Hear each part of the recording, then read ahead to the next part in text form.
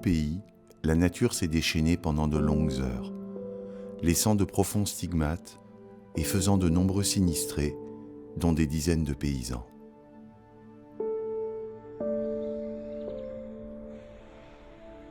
Difficile d'imaginer, en contemplant ces images, l'épreuve qu'ils ont endurée.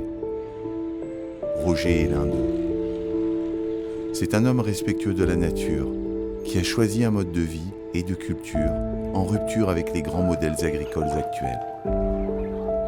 Nous sommes allés à sa rencontre afin de comprendre et de mieux appréhender les enjeux d'une reconstruction et de la survie de ces artisans du vivant.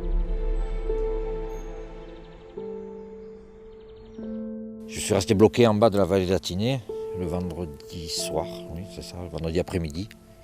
La première chose, c'est d'aller faire le tour de la maison, voir que la maison était debout le jour, pas trop de dégâts.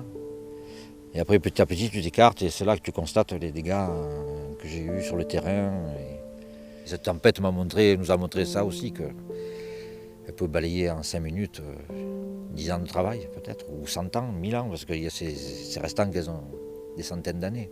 Quand tu arrives, que tu sais que tu vas te retrouver seul face à ces dégâts, tu te dis, là t'as un peu les bras qui tombent, tu te dis, qu'est-ce qu'on va faire quoi.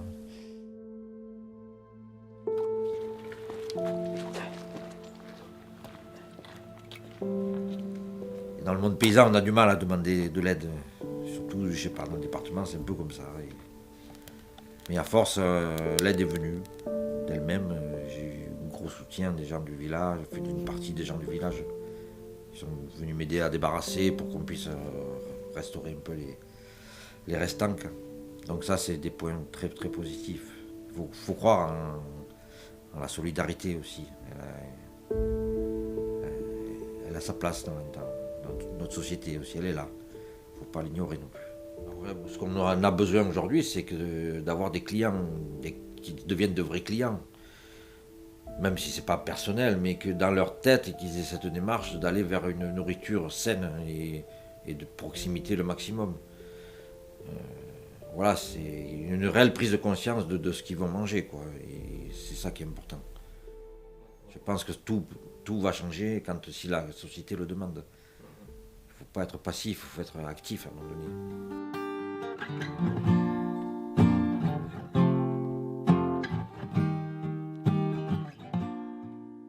Ouais, j'aimerais dire à tous ces gens que ce geste de solidarité, il est beau et les remercier déjà pour ça.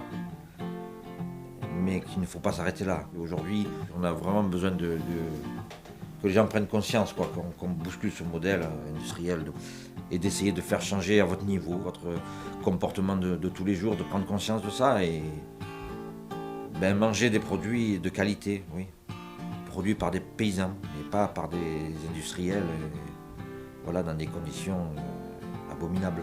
Je n'ai pas de maison, pas de diamants, pas de blason, pas de foulard de soie, ni bague à chaque doigt. Je n'ai pas de drapeau, pas de carte, pas de flambeau, pas de maître à penser, ni d'homme à glorifier. Je n'ai pas de parti, pas de camp, pas de pays, pas l'âme patriotique, pas l'esprit fanatique.